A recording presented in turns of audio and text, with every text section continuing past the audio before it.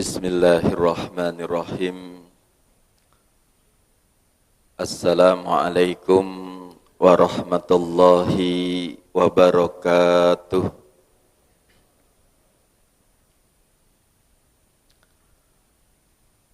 Alhamdulillah. Alhamdulillahilladzi arsala rasulahu bil huda wa dinil haq liyudhhirahu ala dini kullih wa kafa billahi syahida. Ashhadu an la ilaha illallah wahdahu la syarika lah wa ashhadu anna Muhammadan abduhu wa rasuluh la nabiyya ba'dah. Allahumma salli wa sallim wa barik ala hadzal nabiyil karim Nabina Muhammadin sallallahu alaihi wasallam wa ala alihi wa ashabihi wa junudihi wa ansarihi wa man jahada fillahi ila yaumiddin, amma ba'd. Ayat ikhwah hadanallahu wa iyyakum ajmain. Alhamdulillah, kita panjatkan puja dan puji serta rasa syukur kita yang tak terhingga kehadirat Allah Subhanahu wa taala atas segala limpahan karunia nikmat yang senantiasa Allah hadirkan dalam kehidupan kita. Utamanya adalah nikmat iman, nikmat Islam dan sehat walafiat. Sehingga dengan qudrat dan iradatnya lah Allah menghadirkan kita di tempat yang mulia ini dalam sebuah aktivitas yang mulia dan tentunya untuk maksud dan tujuan yang mulia pula. Karenanya juga kita berharap semoga kiranya Allah memuliakan kita pada kehidupan kita di dunia ini dan juga kehidupan kita di negeri akhirat nanti. Amin ya rabbal alamin.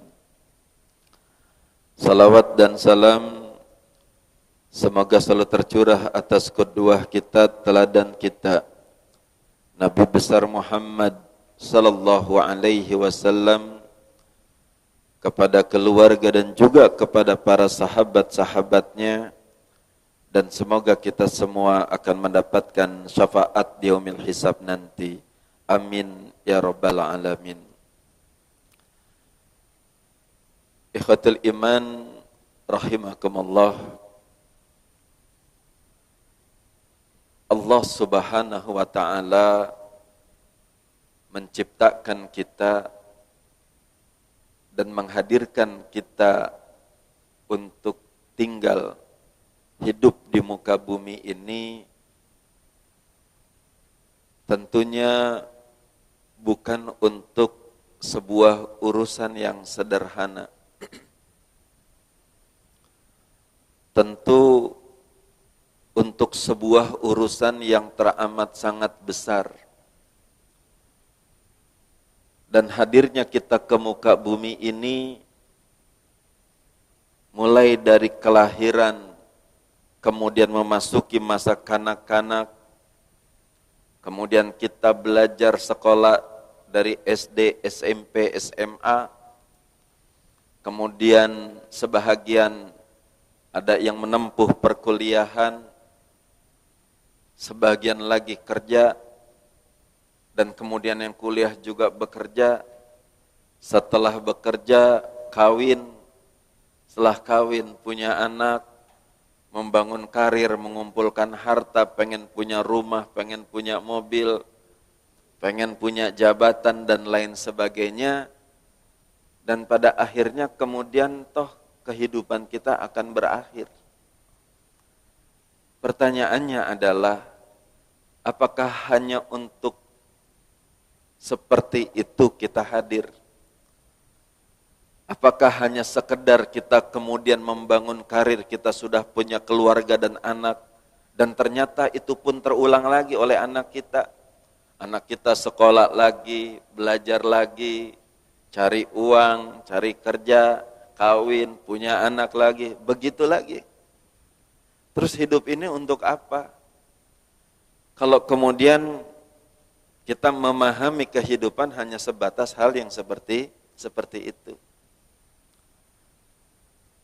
Allah Subhanahu wa taala menurunkan ad-dinul Islam atau juga dikenal dengan dinullah juga bukan hanya sekedar untuk kita menunaikan sholat, puasa, zakat, dan haji.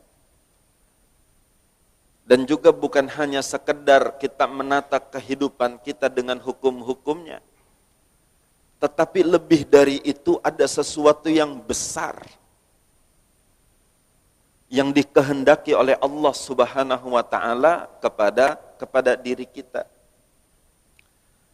Hadirin ikhwatul iman rahimakumullah, bahwa agama itu dihadirkan, para nabi dihadirkan kepada kita dengan kitab-kitab sucinya, tentunya adalah di dalam rangka untuk membimbing kita, di dalam rangka untuk memberikan petunjuk kepada kita, yang semata-mata agar manusia itu mencapai tujuan daripada penciptaan.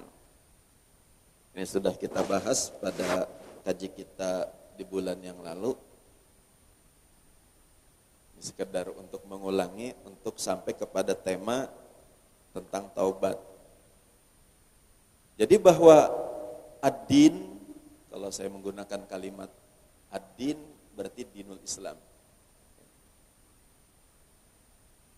yang dibawa oleh para nabi dan rasul,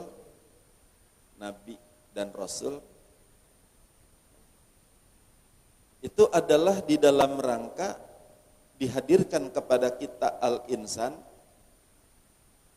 yaitu al-insan, manusia, agar manusia ini mencapai daripada tujuan penciptaan. Tujuan penciptaan. Apa itu tujuan penciptaan? Yaitu di dalam surat 51 ayatnya ayat ke-56. Allah Subhanahu wa taala berfirman, "Wa ma khalaqtul jinna wal insa illa liya'budun."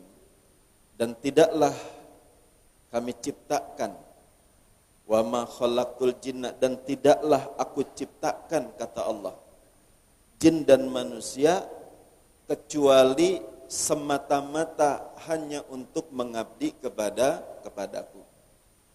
Ingat, di dalam ayat tersebut ada kalimat ma, di situ adalah merupakan kalimatun nafi, dan ada harful istisna, yaitu pengecualian illa.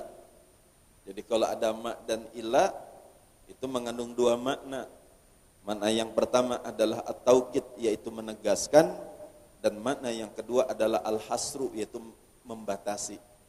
Jadi menegaskan dan membatasi bahwa tujuan daripada penciptaan itu cuma satu sebenarnya, yaitu untuk mengabdi kepada Allah, untuk mengabdi kepadaku, yaitu Allah Subhanahu wa ta'ala. Ini tujuan penciptaan. Agama dihadirkan, para nabi dan rasul diturunkan kepada kita agar manusia itu mencapai tujuan penciptaan, yaitu untuk mengabdi kepadaku. Maknanya juga adalah menjadi abdinya Allah. Menjadi abdinya Allah Subhanahu wa ta'ala. Nah, ini yang seringkali salah dipahami. Makna liya'budun, maknanya sering diterjemahkan untuk beribadah. Enggak salah saya katakan. Cuma makna ibadah menjadi sesuatu yang sempit dalam pikiran kita, yaitu hanya sebatas kepada sholat, puasa, zakat, dan haji. Ketika seseorang sudah menunaikan itu semuanya, seakan-akan ia telah mencapai tujuan penciptaan. Padahal bukan itu. Kalau kita merujuk betul-betul kepada Al-Quran, Allah mengatakan liya'buduni, untuk mengabdi kepadaku. Dan Ibnu Abbas mengatakan liya'budun adalah liya'rifun, yaitu untuk mengenalku. Nah, maka makna liya'budun pun ditafsirkan kembali oleh Allah Subhanahu wa taala. Dijelaskan kembali oleh Allah Subhanahu wa taala. Apa sih yang disebut dengan mengabdi kepadaku itu? Mengabdi kepada Allah itu yang seperti apa? Nah, ini dijelaskan oleh Allah, surat 11 ayat 56 diterjemahkan kembali di dalam surat 11 ayat 61. Ya. Di situ Allah Subhanahu wa taala berfirman, wa ila thamuda akhahum salih qala ya qaumi ibudullaha ma lakum min ilahin ghairuh huwa ansyakum minal ardi wasta'marukum fiha fastaghfiruhu tsumma tubu ilaihi. Di situ Allah Subhanahu wa taala mengatakan wa ila tsamuda akhahum salih, dan Allah mengutus kepada kaum Tsamud saudara mereka yang bernama Saleh. Kemudian Saleh berkata, qala ya qaumi, wahai kaumku, u'budullaha. Kalimat u'budullaha itu maknanya sama dengan liya'budun. U'budullah itu perintah, fi'il amr, mengabdilah kalian kepada Allah. Apa makna mengabdi kepada Allah? Itu dijelaskan dalam surat 11 ayat 61 tadi. Yang pertama yang disebut dengan mengabdi kepada Allah adalah apa? Malakum min ilahin ghairuh. Sekali-kali tidak ada ilah selain daripada Dia. Artinya apa?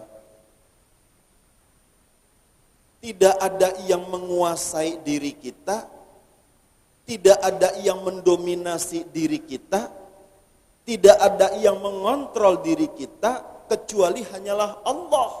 Itu yang disebut dengan abdinya Allah. Nah, dalam kenyataannya adalah justru diri kita ini dikuasai oleh sesuatu selain Allah Subhanahu wa ta'ala. Mata kita, kalau mau jujur, siapa yang berkuasa? Pendengaran kita, pikiran kita, perasaan kita, keinginan kita, siapa yang berkuasa? Bukan Allah. Jadi enggak ada yang mengontrol diri kita kecuali hanyalah Allah Subhanahu wa ta'ala. Nah, seringkali justru kita dikontrol oleh sesuatu selain Allah. Kita dikontrol oleh peristiwa, oleh kejadian. Juga kita seringkali dikontrol oleh harta benda. Kalau lagi punya uang, kita itu gembira, merasa lapang, merasa senang. Ketika kita enggak punya uang, kita merasa sempit, merasa sedih, merasa menderita. Ketika usaha kita maju, kita gembira, senang, dada tuh lapang. Ketika usaha kita bermasalah, bangkrut, bahkan minus, kita stres, depresi. Berarti apa?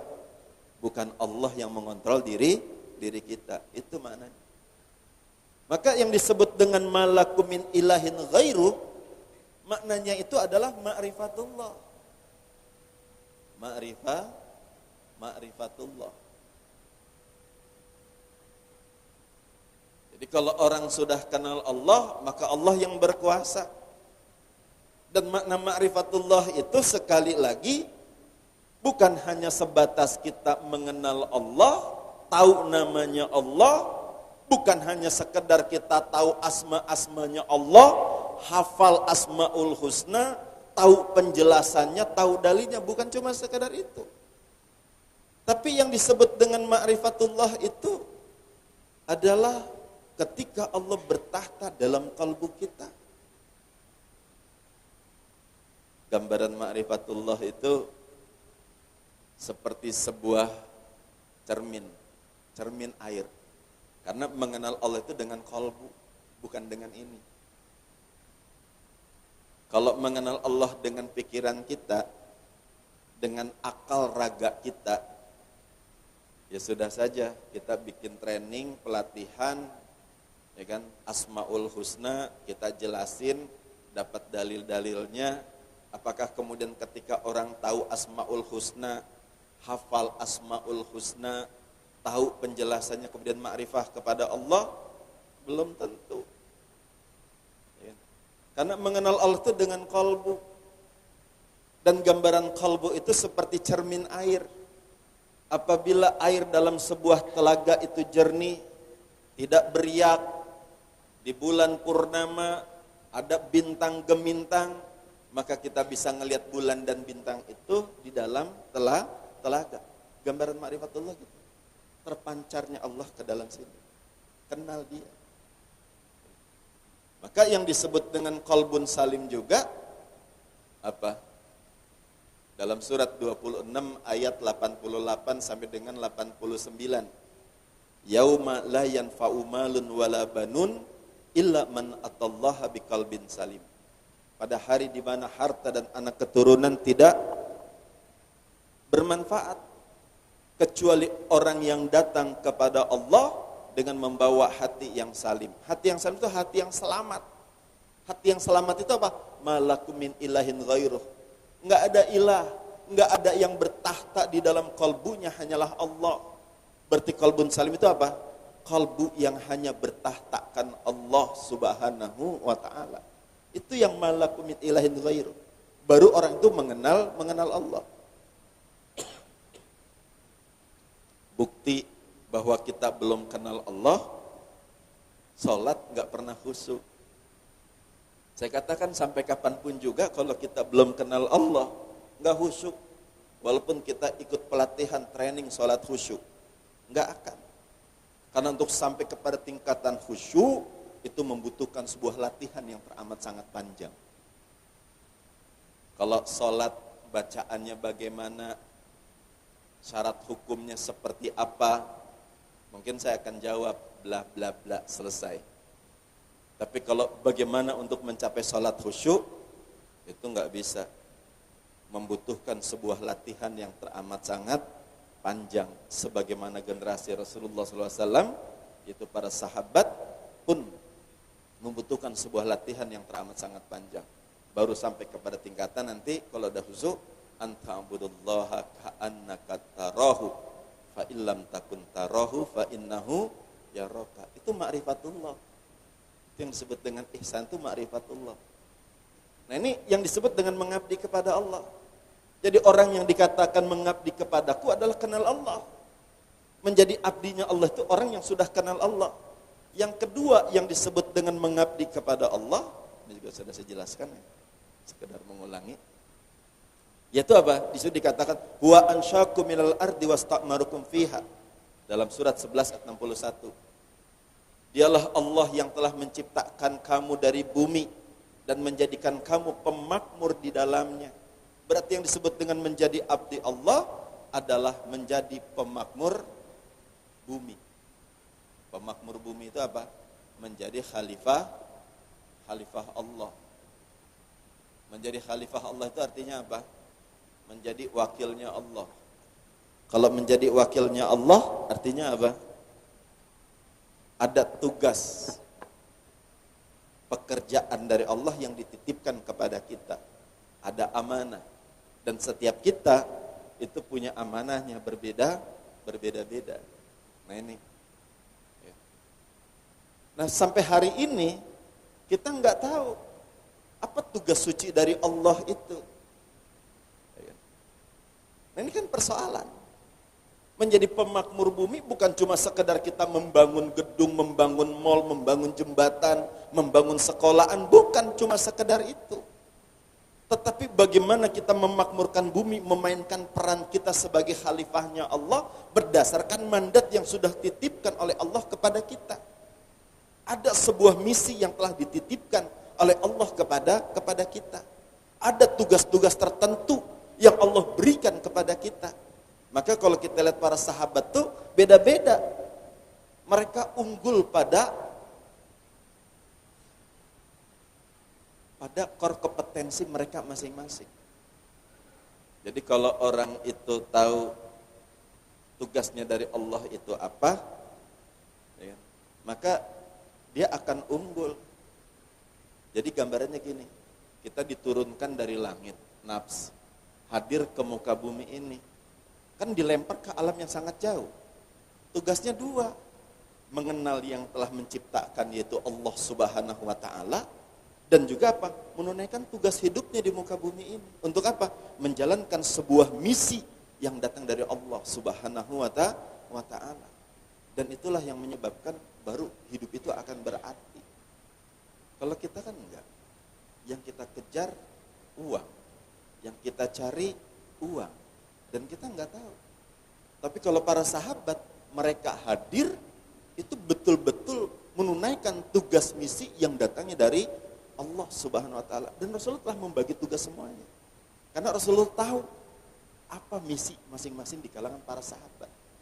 Karena benih-benihnya tuh tahu. Nah ini, tentang ini bisa kita lihat juga di dalam surat 30 ayat 30. Ya kan? Di situ Allah Subhanahu wa Ta'ala berfirman, fa'akim wajhaka lidini hanifa. Maka hadapkanlah wajahmu kepada din yang hanif. Apa itu din yang hanif? Fitrat Allah. Apa itu fitrah Allah? Fitrah Allah itu berasal di kalimat fatara.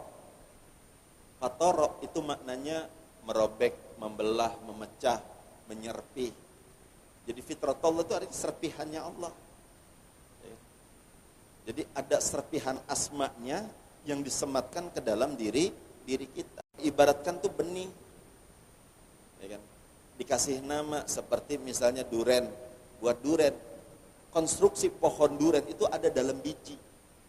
Asma sudah masuk di situ. Nah, seperti kita semua itu biji-biji semua. Jadi kalau diibaratkan pohon, di antara kita itu hadir ke muka bumi, ada yang sebagai biji duren, biji mangga, biji manggis, biji duku, gitu. Ada benihnya semua, ada nama, ada asma yang disematkan. Tugas kita adalah apa? Menumbuhkan asmanya Allah tadi. Mengalirkan asmanya Allah dalam realitas hidup. Sampai apa? Kalau mangga, ya keluar buah mangga. Keluar buah mangga, itulah pemakmur bumi. Ya kan? Itulah kekaryaan.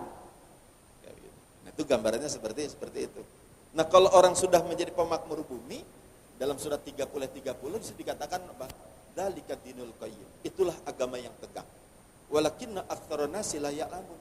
Tetapi kebanyakan manusia itu enggak tahu misi hidupnya apa dari Allah. Yang spesifik itu apa? Maka kalau orang jadi pemakmur bumi itu disebut dengan agamanya tegak. Dinul qayyim. Dinul qayyim. Kalau ma'rifatullah awwaluddin ma'rifatullah. Mengenal Allah itu awal ad-din. Awal ad-din. Jadi mengenal Allah itu awal ad-din, sementara menjadi pemakmur bumi itu dinul qayyim. Nah ini tugas kita agama. Nah bagaimana agar kita kenal Allah dan juga menjadi pemakmur bumi? Ada dua lagi di sini. Yaitu apa? Lanjutan ayatnya.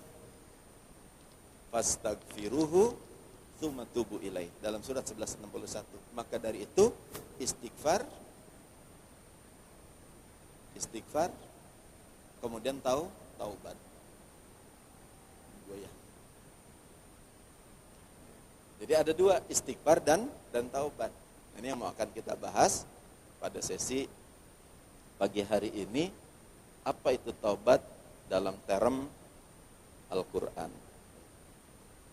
Jadi amalannya dua, istighfar dan taubat. Dengan istighfar dan taubat nanti kita akan kenal Allah dan kita akan tahu tugas kita itu apa.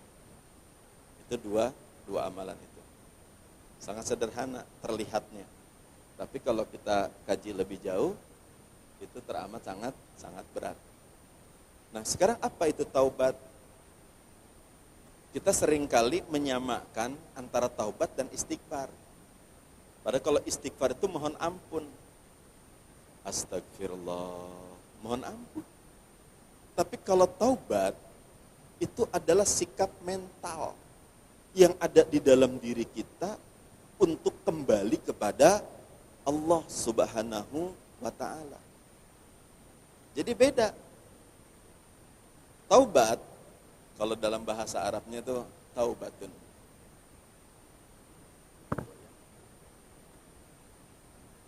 Taubat ini berasal dari kalimat taba. Taba yatubu taubatan. Maknanya ada 3 setidaknya. Yang pertama adalah roja'a, kemudian ada, kemudian anaba. Dan maknanya sama semuanya. Artinya adalah kembali. Jadi taubat itu adalah orang yang kembali. Kalau dikatakan kembali, maka pertanyaannya ada 2. Yang pertama, memang dari mana? Ya kan? Kalau kembali kan gitu. Pertanyaan yang pertama adalah apa? Dari mana? Yang kedua, kalau kembali kemana? Kalau dikatakan kembali seperti itu. Memang kita kembali dari mana? Nah, hadirin ikhwatul iman rahimakumullah. Jadi taubat itu gambarannya gini. Kalau ini diri kita, ya, di sini adalah tempat di mana kita dulu kan kembali dari mana? Yaitu apa? Dari az-zulmu. Yaitu az-zulmu kepada cahaya. Jadi orang taubat itu orang yang kembali dari kegelapan menuju kepada cahaya, yaitu Allah Subhanahu wa ta'ala. Jadi orang yang berjalan menuju kepada Allah, menghadapkan wajah kepada Allah, berpaling dari selain Allah, dan hanya menuju kepada Allah, itu taubat. Maka saya katakan enggak semua orang itu taubat. Belum tentu semua orang itu taubat. Banyak orang yang sering sholat tapi enggak taubat. Masih belum Allah yang dicari. Masih belum berpaling dari kepada selain Allah. Masih yang dicari itu masih harta, masih dunia, masih tahta gitu loh. Masih penghadapan wajah itu masih kepada sesuatu selain Allah. Itu belum taubat. Kalau orang taubat itu orang yang berpaling daripada selain Allah dan hanya menghadapkan wajah kepada Allah, yang dicari Allah, yang dituju Allah, mendekat kepada Allah, berjalan menuju kepada Allah, itu taubat. Maka berapa banyak orang sholat enggak cari Allah. Berapa banyak orang yang ngaji bukan Allah yang dicari. Berapa banyak orang yang pesantren bahkan menghafal Al-Quran bukan Allah yang dicari. Kalau orang yang sudah Allah yang dicari itu ada kegelisahan yang ada di dalam dirinya. Yang kemudian apa? Dia ingin mengenal Allah Subhanahu wa ta'ala.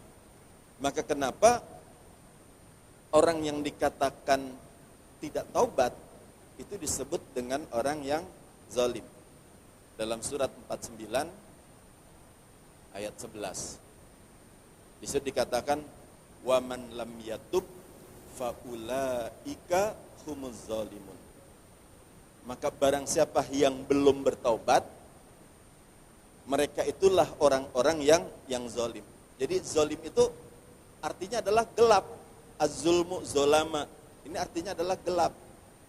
Allah itu adalah nur, yaitu cahaya. Jadi yang disebut dengan taubat itu apa?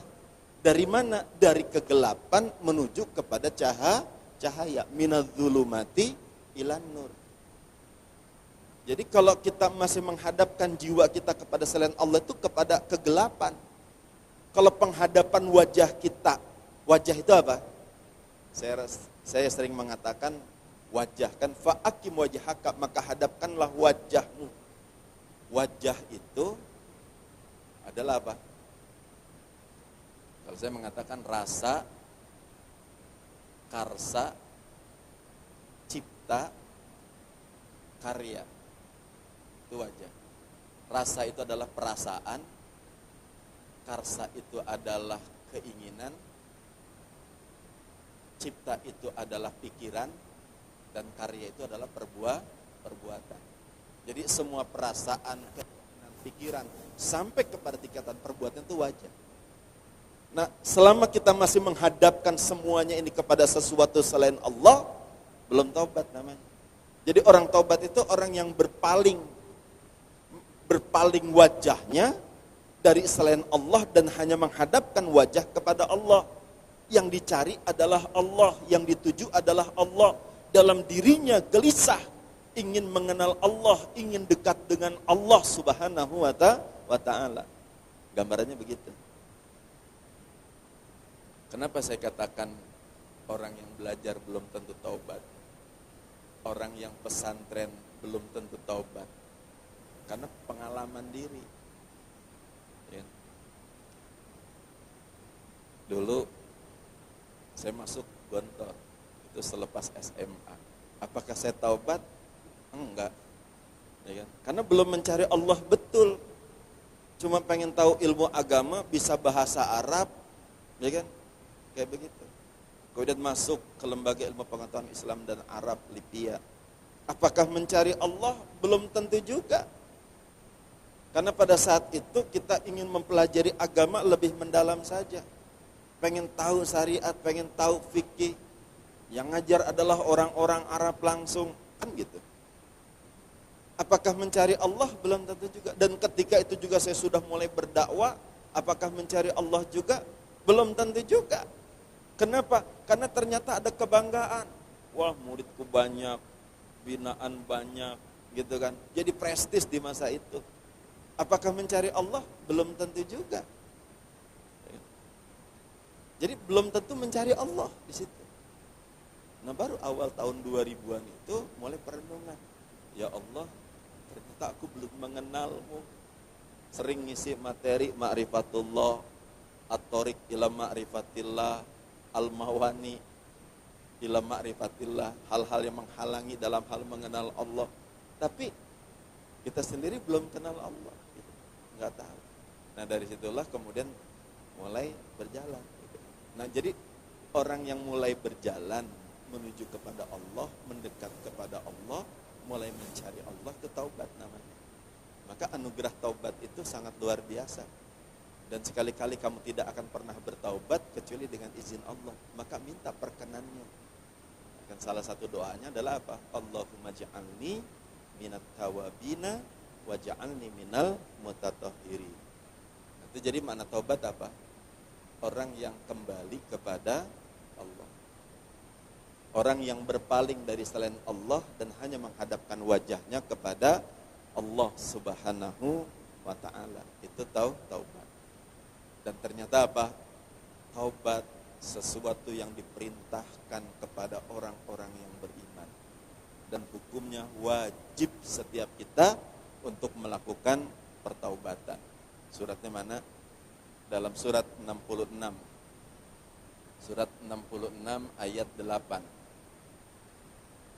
Itu surat At-Tahrim ayat 8.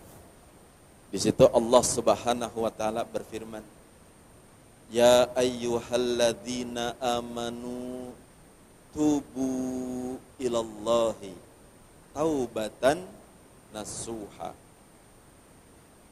Yang artinya, wahai orang-orang yang beriman, bertaubatlah kepada Allah Subhanahu wa ta'ala dengan taubat yang semurni-murninya, dengan taubat yang sebenar-benarnya. Yang diserukan siapa dalam ayat tersebut? Orang yang beriman. Jadi bukan orang yang bergelimang dosa, bukan orang yang banyak dosa, tapi justru yang menjadi objek yang diperintahkan oleh Allah Subhanahu wa taala kepada kita untuk bertaubat itu adalah orang-orang yang beriman. Kenapa? Karena saya katakan tadi, kita iman itu belum tentu taubat. Kita sholat itu belum tentu taubat. Kita umroh dan haji belum tentu taubat, belum tentu Allah yang dicari, Allah yang dituju. Maka dalam diri kita ingin mencari Allah tuh taubat, pengen kenal Allah, karena sadar kita belum kenal Dia. Karena kenal itu kalau Allah sudah bertahta baru tahu nanti, dan itu nggak bisa didefinisikan, hanya Dia yang nanti akan tahu. Merasakan. Nah, hadirin ikhwatul iman rahimakumullah. Nah, taubat yang diperintahkan kepada kita di situ adalah apa? Taubatan nasuhan. Nah, nasuhan, nasoha, itu berasal dari kalimat nasoha. Kita lihat di sini. Nasoha. Nasoha itu memiliki dua makna yang paling penting.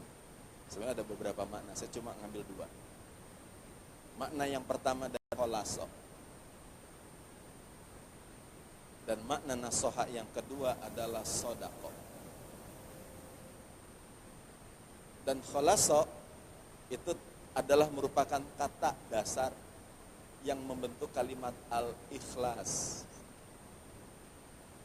Dan kalau sudah berbicara al-ikhlas, ini terkait dengan al-amal. Kalau sodako, ini ulaika humus sodikun. As-siddiq, berkaitan dengan as-siddiq. As-siddiq. Dan as-siddiq itu berkaitan dengan al-iman. Dalam surat 49 ayat 15 misalnya. Ulaika humus shadiqun. Innamal mu'minuna alladzina dalam surat 49 Innamal mu'minuna alladzina amanu billahi wa rasulihi tsumma lam yartabu wa jahadu, ya kan, bi amwalihim wa anfusihim fi sabilillah. Ulaika humus shadiqun. Mereka itulah orang-orang yang shadiq. Jadi dalam surat 49:15. Jadi taubatan nasuha itu taubat yang akar katanya ada al-ikhlas, ada as-siddiq. Berarti yang kayak gimana tuh? Kalau ini ada air putih, saya campur cuma teh setitik aja. Apakah murni? Udah enggak. Sudah enggak murni lagi tuh airnya. Bukan disebut dengan apa? Air putih, bukan putih sih sebenarnya, air bening kan gitu. Sudah enggak bening lagi, walaupun hanya setitik teh. Berarti kan yang namanya ikhlas dan sedekah itu susah. Dan untuk sampai derajat as-siddiq, ulaika humus shadiqun pun sangat sulit. Untuk mendapatkan ilman yang disebut dengan shadiq pun susah. Jadi kenapa kita harus melakukan taubatan nasuha gitu kan? Karena ini yang diperintahkan oleh Allah. Untuk kita bersungguh-sungguh menuju kepada Allah dengan mengikhlaskan diri kita bersungguh-sungguh kepadanya, dan juga dengan taubat yang sebenar-benarnya. Nah, makna taubatan nasuha artinya apa? Kan masih kabur tuh. Taubat yang sebenar-benarnya, yang semurni-murninya seperti apa? Gambarannya saya jelasin di sini. Jadi surat 66 ayat 8 kita diperintahkan untuk melakukan apa? Taubatan nasuha. Apa itu taubatan nasuha? Tadi sudah dijelaskan, taubat itu kembali. Jadi dia kembali kepada Allah dengan semurni-murninya. Itu semurni-murni apa? Enggak ada yang lain. Artinya kalau kita masih ada yang lain yang dicari, bukan taubat namanya. Jadi kalau taubatan nasuha itu betul-betul berpaling daripada selain Allah, berpaling dari dunia, dan hanya Allah yang dicari, yang dituju, itu taubatan nasuha nantinya. Taubat yang semurni-murninya. Yang seperti apa taubat yang semurni-murninya? Ini dijelaskan oleh Allah di dalam surat 20 ayat 82. Di situ Allah Subhanahu wa taala berfirman, "Wa inni laghaffarun liman taba wa amana wa amila sholiha tsumahtada. Dan sesungguhnya aku ini Maha Pengampun untuk mereka yang taubat, iman, amal soleh, tsumahtada, kemudian mendapatkan petunjuk. Jadi yang pertama apa disebut? Yang pertama disebut taubat. Bahwa inilah ghafarun liman taba, buat mereka yang taubat. Kemudian iman. Kemudian amal soleh. Kemudian petunjuk. Nah, perjalanan diri kembali kepada Allah mulai dari prosesi taubat sampai dia mendapatkan petunjuk, inilah yang disebut dengan taubatan nasuha. Jadi proses diri dari taubat sampai kemudian dia mendapatkan nur iman, bukan cuma sekedar iman dan ngaku-ngaku iman dan mengatakan diri beriman, tapi mendapatkan anugerah nur iman yang Allah sematkan ke dalam kalbunya. Wa amilas solihah, dan beramal soleh. Dan amal soleh ini terkait dengan pemakmur bumi. Amal soleh ini adalah terkait dengan misi hidupnya. Dia tahu misi hidupnya. Tsumahtada, kemudian dia mendapatkan petunjuk, dibimbing oleh Allah Subhanahu wa taala kepada apa? Shiratal mustaqim. Apa itu shiratal mustaqim? Kalimat sederhananya shiratal mustaqim itu orbit diri kita masing-masing. Jadi orbit diri kita masing-masing itu shiratal mustaqim. Artinya apa? Orbit diri kita itu fungsi hadirnya kita masing-masing. Diajakkan kita pada akdam, wa itsabit akdamakum, itu shiratal mustaqim. Pada misi kita masing-masing. Jadi kalau orang itu berada pada misinya masing-masing, itu orbitnya. Alam semesta, adanya planet-planet, bintang-bintang, matahari-matahari, dan mereka beredar pada orbitnya, enggak terjadi benturan. Terjadi benturan ketika keluar dari orbit. Namanya bintang jatuh, meteor. Itu keluar. Ketika dia keluar, terjadi benturan. Kenapa kita terjadi benturan sesama kita, gesekan sesama kita? Karena kita menjalankan fungsi hidup kita masing-masing, enggak pada orbit diri kita masing-masing. Maka yang terjadi adalah fasad, kehancuran. Terlihatnya seperti membangun, seperti Fir'aun dan kaumnya mengatakan, kamilah yang memakmurkan bumi, yang membangun bumi ini. Pada hakikatnya adalah merusak. Kenapa? Hancur. Ya kan? Coba aja. Kalau orang enggak ngerti tentang pemakmur bumi, kan setiap kita pengen jadi gubernur. Setiap kita pengen jadi anggota dewan. Sehingga apa? Gesekan kan? Berantem kan? Kalau di masa Rasulullah enggak. Masa para sahabat juga enggak. Kenapa? Karena setiap orang itu berjuang untuk mengetahui tentang posisi dirinya, misi hidupku apa. Dan setiap misi hidup seseorang itu berkaitan dengan puzzle orang lain. Artinya bahwa kita itu seperti puzzle. Maka di sini pentingnya untuk kita hidup berjamaah, bukan sendiri. Karena setiap itu puzzle-puzzle. Rasulullah membutuhkan Abu Bakar, Umar, Utsman, Ali, dan juga sahabat-sahabat yang lain menjadi puzzle. Dan dia menempatkan pas.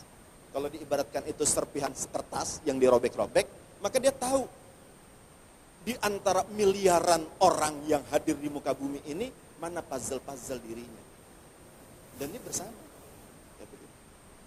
Itu kalau orang ngerti. Para sahabat nyatu semuanya. Dan kalau kita kan enggak.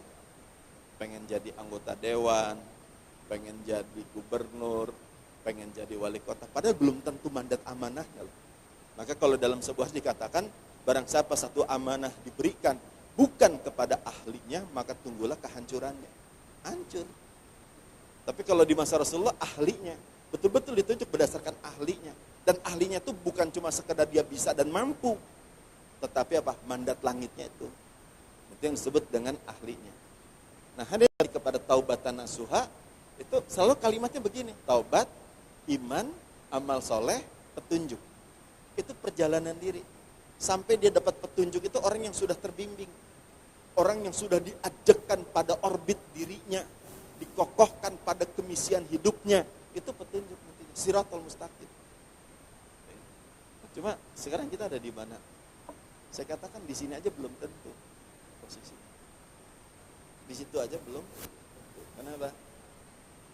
Karena yang disebut dengan taubatan nasuha, ini ada prosesinya. Prosesi. Ya, ini bahasa saya aja. Dalam Al-Quran, taubat itu sering dikaitkan dengan dua hal. Yang pertama, taubat itu sering dikaitkan, yang pertama adalah dengan istighfar.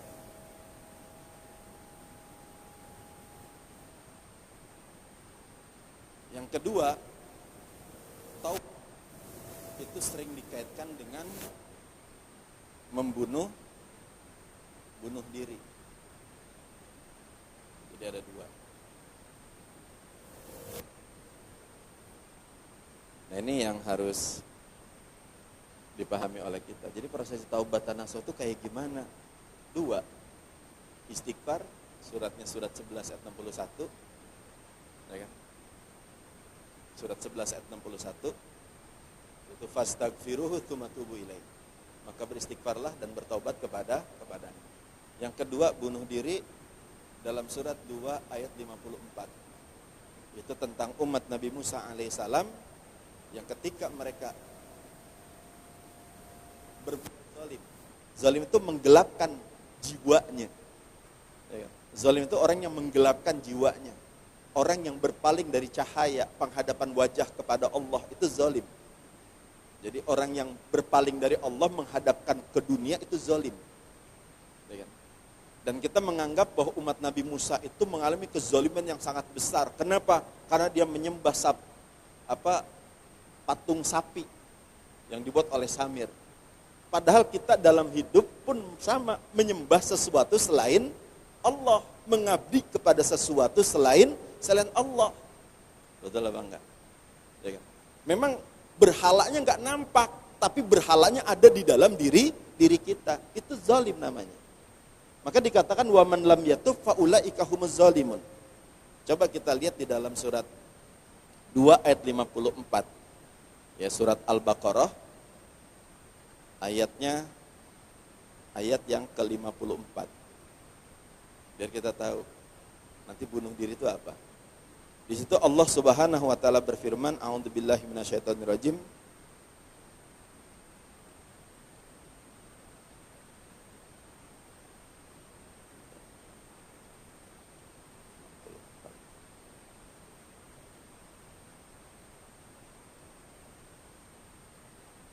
Wa idz qala Musa liqaumihi ya qaumi innakum dzalamtum anfusakum bittikhadikumul ijla fatubu ila bari'ikum faqtulu anfusakum dzalikum khairul lakum inda bari'ikum fataba 'alaikum innahu huwat tawwabur rahim.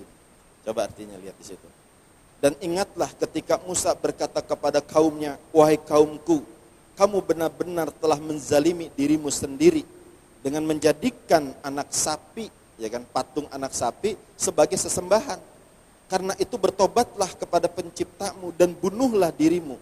Itu lebih baik bagimu di sisi penciptamu, dan dia, Allah, akan menerima taubatmu. Sungguh dialah yang maha penerima taubat, lagi maha penyayang.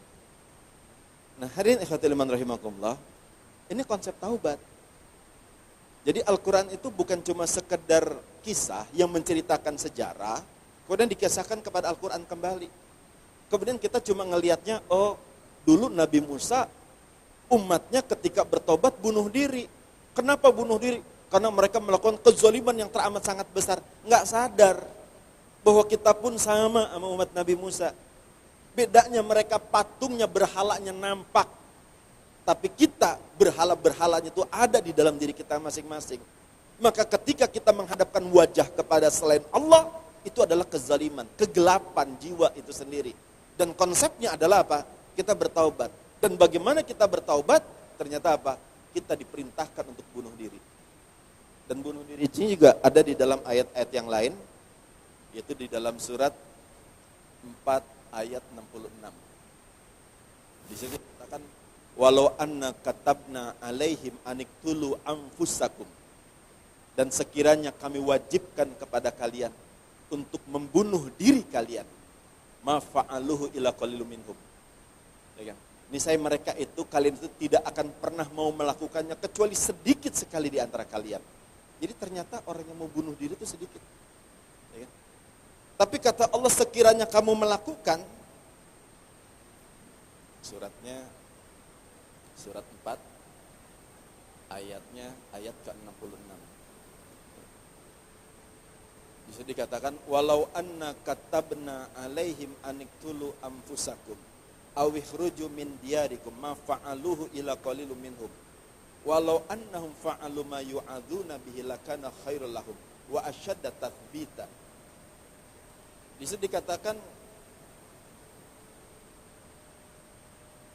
dan sekiranya kami perintahkan, kami wajibkan kepada mereka, bunuhlah dirimu atau keluarlah kamu dari rumahmu, ternyata mereka tidak akan pernah melakukannya kecuali sebagian kecil dari mereka. Dan sekiranya mereka benar-benar melaksanakan perintah yang diberikan, niscaya itu lebih baik bagi mereka dan lebih menguatkan iman mereka. Jadi ternyata lebih mengokohkan keimanan. Wa yuthabbitu tathbita. Nah, jadi ini konsep, ya kan? Untuk kita melakukan proses bunuh diri. Jadi ada istighfar. Jadi kalau istighfar di sini adalah mohon ampun,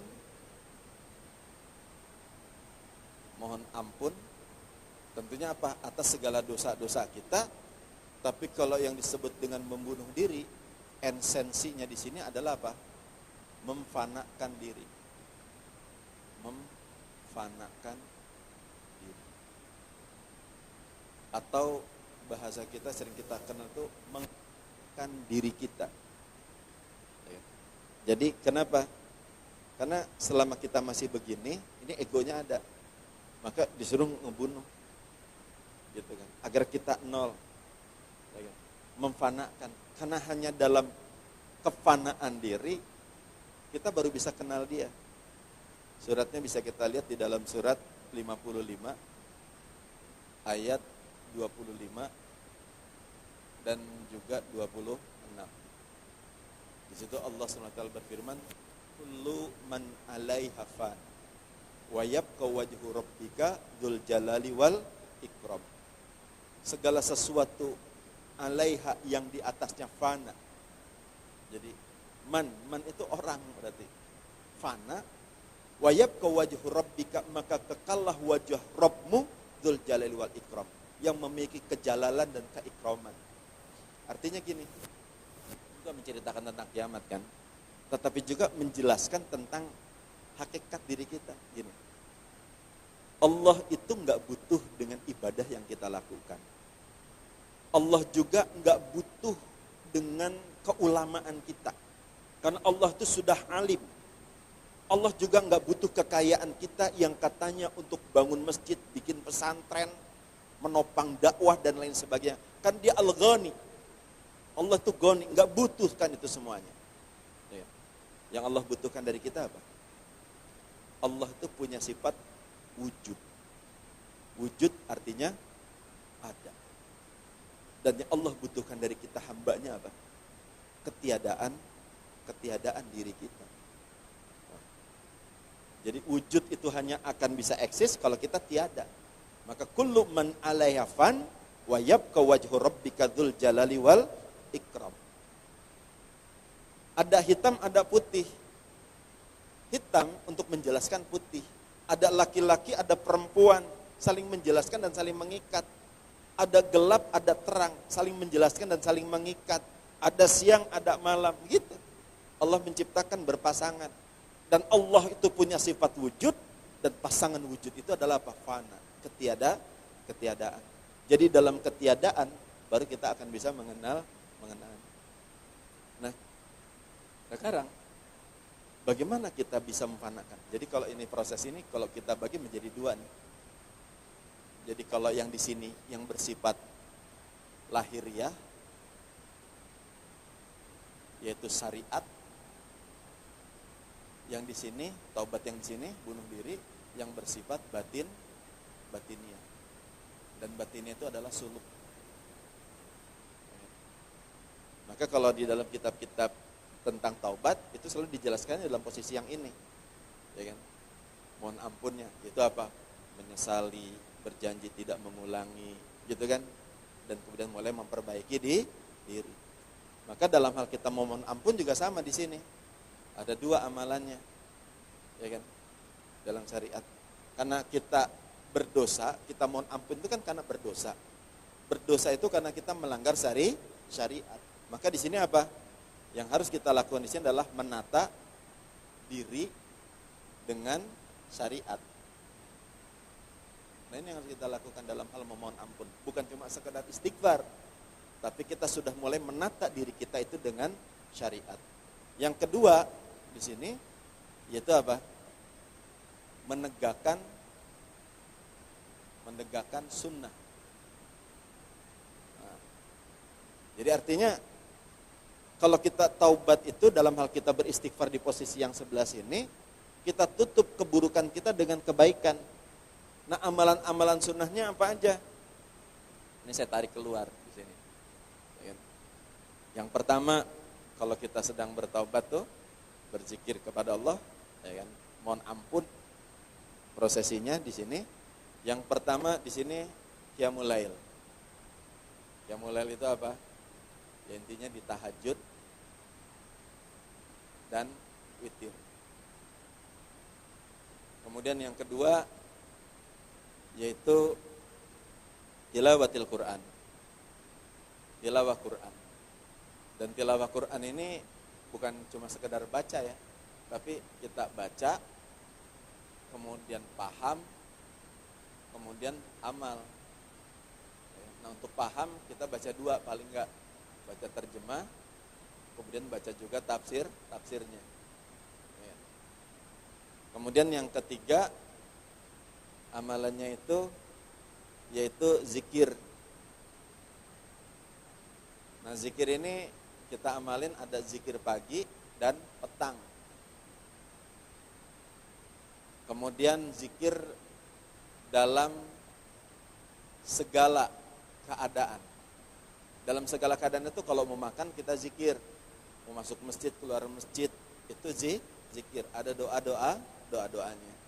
Kemudian juga di sini zikirnya ya tambahan ada hal yang sangat penting di sini, yaitu istighfar, sholawat, kemudian tahlil. Tahlil itu la ilaha illallah. Ini yang saya katakan kalau malam kita istighfar ya 500 kali lah. Kemudian sholawat. Jadi kalau istighfar satu keburukan diangkat. Kalau sholawat 10 keburukan. Jadi istighfar, sholawat 500, kemudian tahlil la ilallah 500. Kalau sanggup 1000. Ya. Kemudian yang keempat sholat sunnah. Nah ini yang kita tegakkan rawatib, sholat sunat rawatib dan sholat sunnah duha. Kemudian yang kelima puasa sunnah. Puasa sunnah itu nanti ada puasa pekanan itu puasa Senin Kamis. Kemudian ada puasa bulanan yaitu puasa mutih. Puasa mutih yaum saumul bait yaitu tanggal 13, 14, 15 di bulan Qamariyah.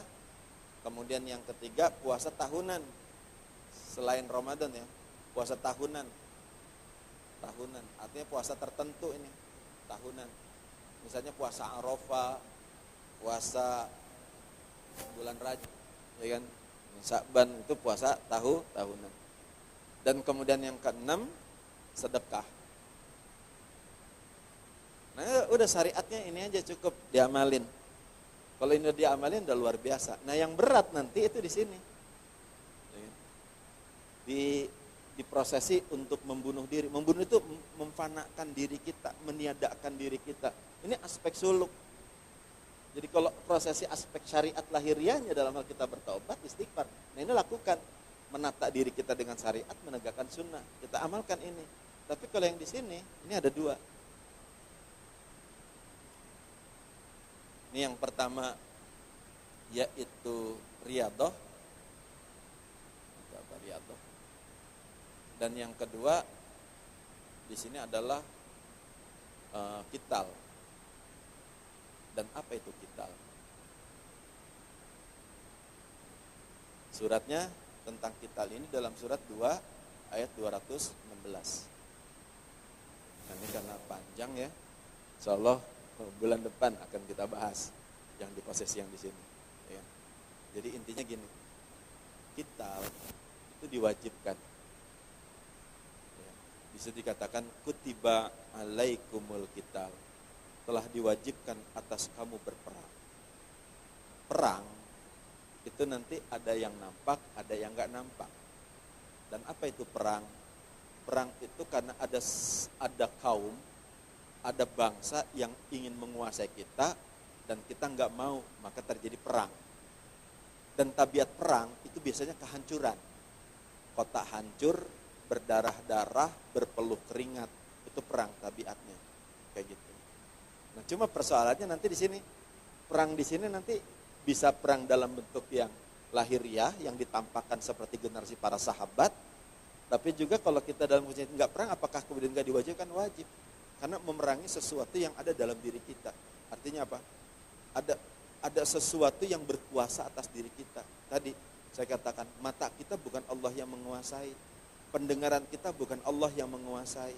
Pikiran kita, perasaan kita, keinginan kita, itu bukan Allah yang berkuasa.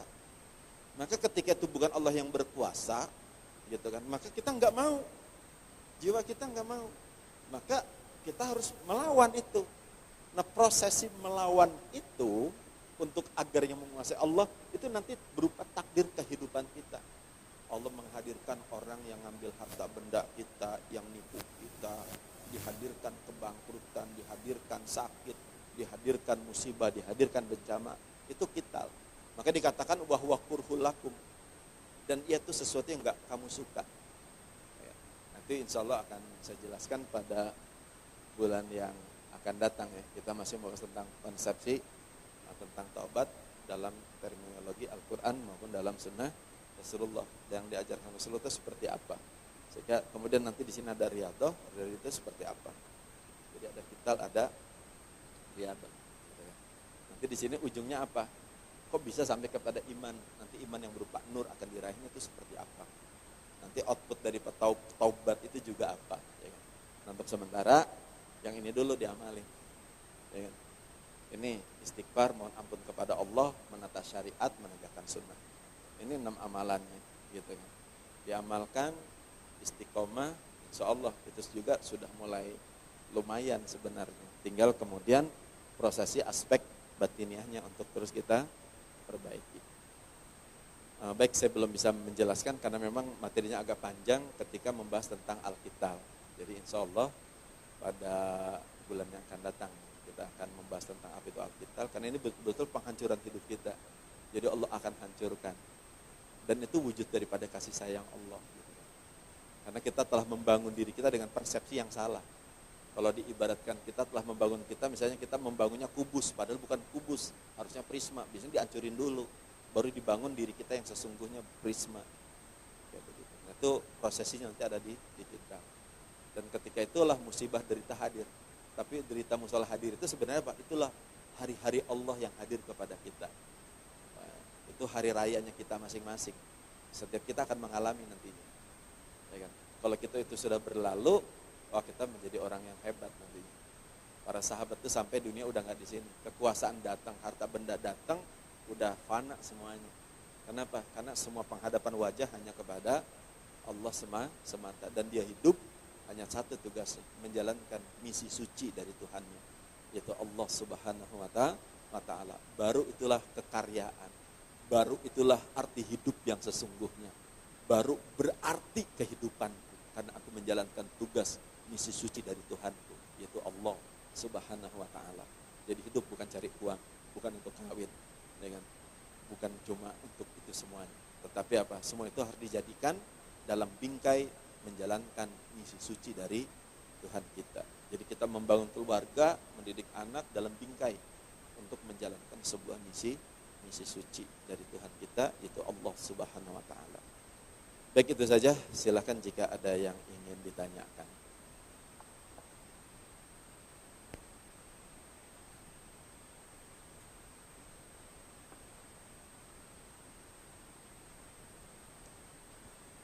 Assalamualaikum warahmatullahi wabarakatuh. Waalaikumsalam warahmatullahi wabarakatuh. Nama saya Pak Ahmad. Kita sebagai hamba Allah sudah melaksanakan perintahnya, menjauhi larangannya. Dalam arti kita sholat tidak pernah tinggal, berbuat baik, dan segala macam lah yang diperintahkan Allah. Sudah sholat berjamaah, baik sama tetangga, sama orang tua, berpuasa, haji dan sebagainya. Apakah itu belum kita dikatakan taubat? Dan untuk mencapai taubat itu, apa yang harus kita laksanakan lagi? Kita sholat tepat waktu, berjamaah, berbuat baik, sudah haji, sudah jujur, dan lain-lain sebagainya yang diperintahkan Allah. Tapi untuk mencapai taubat yang sebenarnya itu bagaimana Pak Ustadz? Apalagi yang kita laksanakan? Sampai hingga kita mati, apakah itu tidak bertaubat? Terima kasih. Ya, terima kasih pertanyaannya. Ini yang kadang-kadang kalau saya ngisi kajian, ada di antara jamaah, bahkan yang hadir juga banyak ustadz, itu seperti berputus asa gitu kan. Wah, berat banget gitu kan. Karena nanti bertaubat itu harus berujung kepada ma'rifah kita kepadanya. Jadi nggak cukup kita haji. Karena berapa banyak orang yang melakukan haji nggak sampai kepada tingkatan mabrur. Berapa banyak orang yang sholatnya malah dilempar ke mukanya. Ya kan? Sesuatu yang sangat berat gitu. Dan kita baru dikatakan mengenal Allah kalau diri kita itu sudah tidak lagi melakukan perbuatan dosa. Dosa itu pelanggaran terhadap syariat. Jadi kolbu kita, kalau saya gambarin kolbu, ya kan? Kalau kita berdosa itu kan kolbu jadi ini, jadi kotor. Dan ketika kita masih punya sifat-sifat yang tercela, itu menjadi nuqtoh, yang mengkristal. Nah, ini yang disebut dengan sayyi'ah. Kemudian udah itu kita masih berorientasi kepada keduniaan. Persoalannya gini, kita sudah menganggap diri kita sudah sholat berjamaah 5 waktu. Kita sudah menunaikan ibadah haji, kita sudah puasa, tapi masih bau dunia. Belum. Sampai dunia itu betul-betul lepas dari dirinya, nggak menjadi orientasi. Karena berapa banyak orang yang melakukan sesuatu itu punya kepentingan. Coba aja, hampir di semua masjid di dalam kepengurusan itu berseteru, ya kan? Kenapa? Karena masing-masing orang tuh punya kepentingan diri. Kalau dia betul-betul nothing tulus untuk Allah, nggak akan berseteru. Kalau masing-masingnya, sebenarnya nggak akan pernah berseteru. Tapi karena punya kepentingan pribadi, gitu. Sholat rajin, puasa rajin, punya kepentingan pribadi, belum, gitu. Belum dikatakan sebagai hamba yang bertaubat. Jadi kalau orang taubat itu sudah mulai menghadapkan wajah kepada Allah, ya kan? Betul-betul berpaling daripada selain Allah, gitu kan. Nah, kemudian apa? Ini persoalan kalbu kita. Kita berbuat dosa, kita masih punya sayyi'ah. Sayyi'ahnya tuh banyak, sifat-sifat tercela ini sudah mengkristal. Udah itu apa? Kita masih didominasi oleh berhala-berhala yang ada di sini. Berhala-berhala itu adalah orientasi keduniaan kita. Selama kita masih begini, gak akan pernah bisa kenal Allah. Suka berbuat dosa, selama kita masih terikat oleh dunia, ya, itu gak akan pernah kenal Allah. Dan selama kita masih punya sifat yang tercela, gak kenal Allah. Misalnya apa? Temperamental, mudah marah, ya kan? Dengki, iri, sombong, bangga diri, merendahkan orang lain. Tinggal kontrol aja diri kita. Kita sudah rajin sholat, rajin puasa, terus lihat diri kita gitu loh. Untuk kita mengontrol diri kita, kita bisa tanya kepada orang yang terdekat dengan kita. Dalam hal ini adalah istri kita, anak kita gitu kan. Ayah ini seperti apa? Ya kan? Kalau orang itu, jadi orang itu akan baru mengenal Allah gitu kan. Kalau sifat-sifat hasanahnya itu muncul, keluar gitu. Orang nggak akan pernah bisa mengenal Allah kalau masih punya sifat yang tercela. Nggak akan, beneran. Nggak akan pernah. Walaupun dia ibaratnya haji tiap tahun, umroh tiap bulan, kalau nggak mencari Allah nggak jadi apa-apa. Bahkan saya katakan, satu saat Mu'az itu pernah ditanya sama Rasul. Mu'az bertanya kepada Rasul. Jadi Mu'az itu ketemu dengan Rasulullah SAW di jalan lah kalau kita istilahnya. Dan Mu'az itu naik ke untanya Rasul. Dan kenapa ia menceritakan? Karena ada yang bertanya. Jadi, wahai Mu'az, adakah sesuatu yang disampaikan oleh Rasulullah kepadamu yang sampai sekarang tuh kamu terngiang-ngiang gitu? Dan itu sesuatu yang teramat sangat dahsyat yang kamu rasakan. Maka kemudian Mu'az bin Jabal mengatakan bahwa suatu hari dia diajak sama Rasulullah dalam satu unta. Kemudian Rasulullah menjelaskan apa? Bagaimana sebuah amal itu naik ke langit. Ya, ada sebuah amal itu naik ke langit, wah bercahaya, indah, bagus. Baru langit ke-1, setiap langit itu ada malaikat sampai langit ke-7. Baru langit 1 dikembaliin lagi dan dilemparin. Ada yang tembus langit ke-2, dilemparin lagi. Ada yang tembus langit ke-3, 1, 2, 3 tembus gitu kan. Tapi pas 3 nggak tembus, ada 4 tembus. Bahkan ada yang dahsyat itu apa? Sebuah amal itu sampai diiringi oleh ribuan, puluhan ribu malaikat. Bercahaya lebih daripada cahaya matahari. Tembus sampai ke langit yang ke-7, bahkan sampai di hadapan Allah Subhanahu wa taala. Sampai di hadapan Allah. Dan kemudian para malaikat pun mendukungnya bahwa amal hamba ini sangat dahsyat, luar biasa. Bila hamba yang soleh sebagainya. Kata Allah, aku yang tahu. Ya. Dan kemudian apa? Itu ribuan malaikat yang mengiringi sebuah amal. Dan kemudian apa? Kata Allah gitu kan, aku yang tahu apa yang dia tuju, yang dicari. Dari sebab coba sangat halus sekali. Malaikat yang 1, 2, 3 aja semuanya enggak lulus semuanya coba, tapi di hadapan Allah enggak. Sampai kata Allah, kembalikan dan lemparkan amal tersebut kepadanya. Dan aku melaknat, malaikat pun melaknat. Itu sampai Mu'az ngedengernya apa Pak? Nangis Pak. Ya Rasulullah, aku hanyalah sebagai Mu'az. Jadi kalau kita membaca kisah itu, ya kita semakin berputus asa terhadap amal.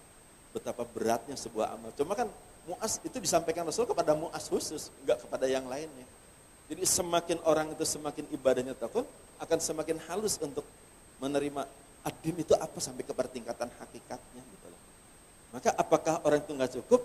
Ya saya katakan cukup. Ada orang Badui datang sama Rasulullah, ya Rasulullah, kalau aku sholat 5 waktu, kemudian aku menunaikan puasa dan juga menunaikan zakat, gitu kan. Apakah aku akan masuk surga? Kata Rasulullah, ya kamu akan masuk surga. Kemudian orang itu pun berpaling. Kata dia apa? Demi Allah, aku hanya mengamalkan amalan yang seperti engkau katakan. Ya, dan tidak akan pernah menambah dan juga mengurangi. Lalu dia berpaling dari Rasulullah dan kata Rasulullah, kalau kamu pengen melihat ahli surga, nah itu dia. Dia mengamalkannya dengan tulus, betul-betul Allah cari. Tapi saya yakin ketika dia mengamalkan amalan tadi yang di sini, yang saya katakan tadi dia amalan-amalannya, itu Allah ngebuka di sini, betul-betul Allah yang dicari. Sifat-sifat ini sudah nggak ada. Jadi kalau kita rajin sholat, rajin puasa, rajin zakat, rajin haji, gitu kan, rajin amalan, tapi kita masih suka berbuat dosa, nyakitin orang, gitu kan, dengan lisan kita, dengan perbuatan kita, masih ada sifat-sifat yang tercela dalam diri kita, kita pun masih terikat oleh dunia, masih dunia menjadi orientasi kehidupan kita, ya nggak jadi apa-apa. Semua amal itu nanti menjadi sesuatu yang sia-sia. Nah jadi kalau orang taubat itu nanti ngebersihin ini semuanya. Nah dibersihinnya nanti diguncang di sini, dikital. Dikital itu akan dihancurkan semua kehidupan kita. Betul-betul dihancurin. Agar nanti dia betul-betul bersih. Bahkan kata Allah di dalam sebuah hadis kan, sampai orang itu diberikan ujian yang sedemikian menderak kehidupannya agar ia berjalan di muka bumi ini udah nggak punya dosa lagi. Jadi kalau kita diuji, diberikan sakit, diberikan derita, kemelaratan, itu disyukuri. Ya kan? Disyukuri. Kenapa? Karena Allah itu sedang menghapuskan dosa-dosa kita. Dihapusin. Nah jadi memang materi ini yang saya sampaikan kalau mau dibilang berat ya berat gitu kan. Tapi karena ini yang datang adalah jamaah subuh. Jadi jamaah subuh harus layak untuk mendapatkan materi ini. Dan saya juga nggak sembarangan untuk ngasih materinya gitu kan. Di masyarakat biasa, saya ceramahnya biasa aja, kajian tentang fikih, syariat, akidah yang sekedar keilmuan. Tapi kalau sudah sampai di jamaah yang betul-betul ingin menuju kepada Allah, saya buka wacana yang baru untuk paham. Jadi agama itu apa gitu kan? Nanti akan kita apa? Ad-din itu apa? Ya kan? Fungsinya apa? Nah itu yang harus kita paham. Gitu Pak ya? Nah. Baik, ada lagi? Sampai jam berapa biasanya? Ya. Silakan itunya, mic-nya ada.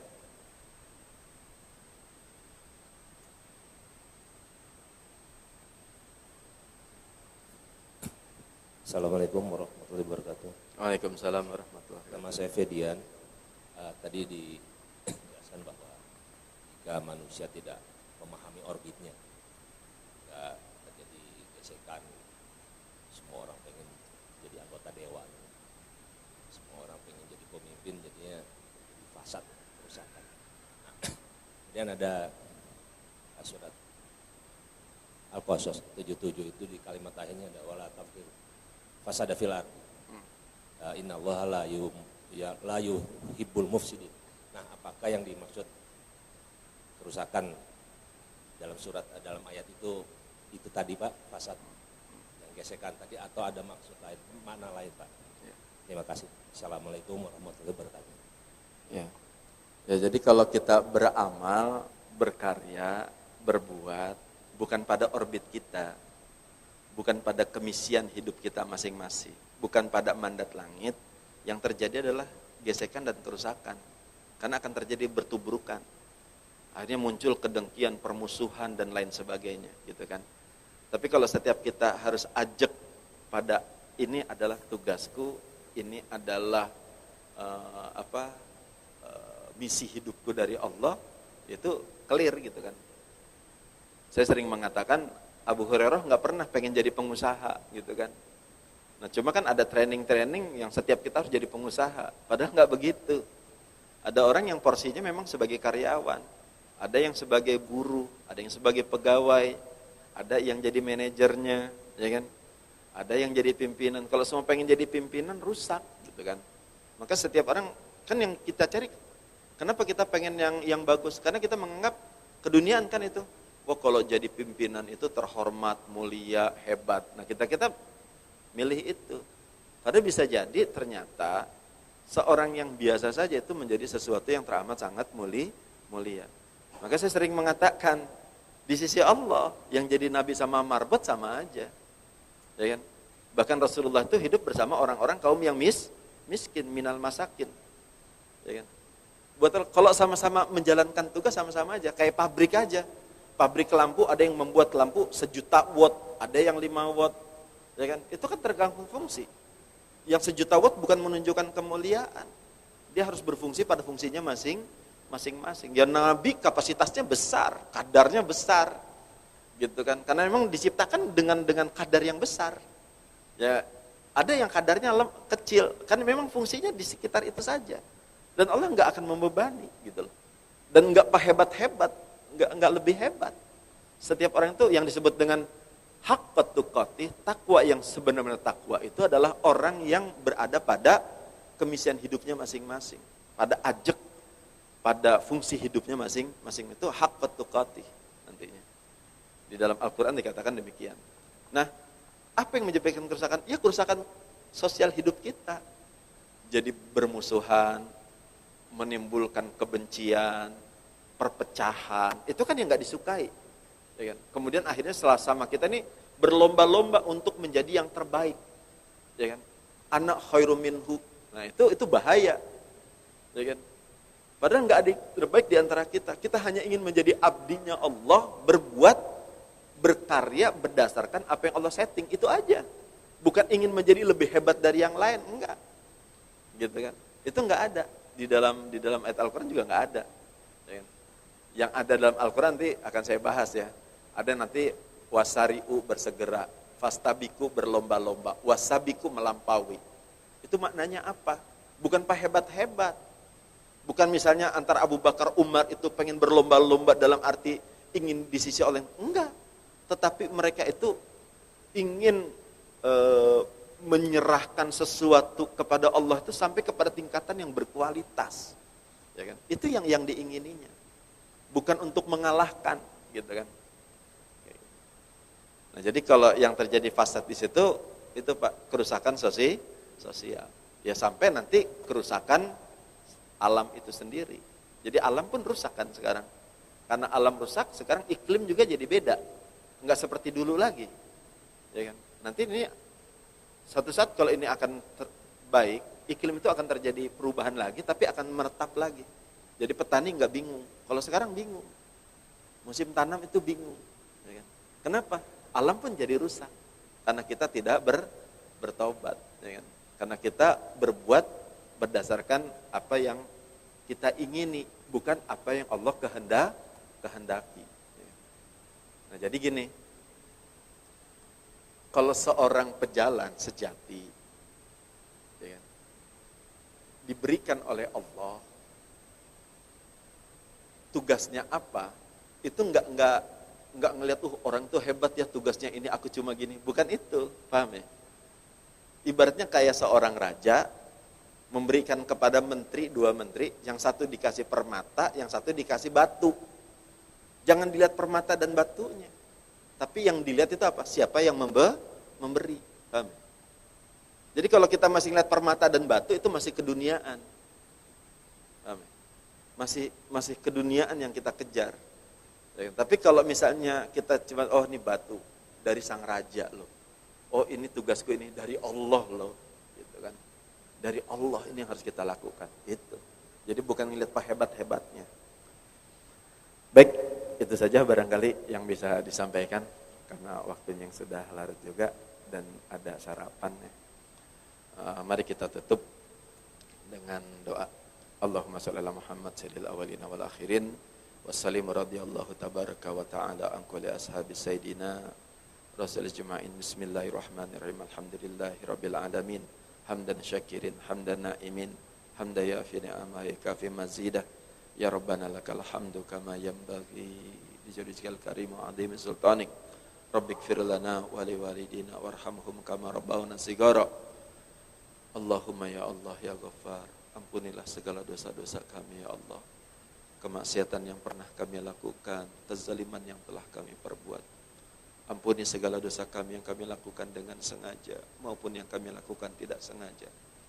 Ampuni segala lakukan dengan terang-terangan maupun yang kami lakukan dengan sembunyi-sembunyi ya Allah. Bersihkanlah jiwa kami ya Allah, sucikanlah kalbu kami ya Allah. Dan jadikanlah kami hamba-Mu yang senantiasa bertaubat dan mensucikan diri kami ya Allah. Dan limpahkanlah cahaya iman ke dalam hati kami ya Allah. Rabbana la tuzigh qulubana ba'da idh hadaitana wa hab lana min ladunka rahmah innaka antal wahhab. Rabbana hab lana min azwajina wa dhurriyyatina qurrata a'yun waj'alna lil muttaqina imama. Rabbana zalamna anfusana wa illam taghfir lana wa tarhamna lanakunanna minal khasirin. Rabbana atina fid dunya hasanah wa fil akhirati hasanah wa qina adzabannar. Subhana rabbika rabbil izzati amma yasifun wa salamun alal mursalin walhamdulillahi rabbil alamin. Kita tutup dengan doa kafaratul majelis. Subhanakallahumma rabbana wa bihamdika asyhadu an la ilaha illa anta astaghfiruka wa atubu ilaik. Assalamualaikum warahmatullahi wabarakatuh.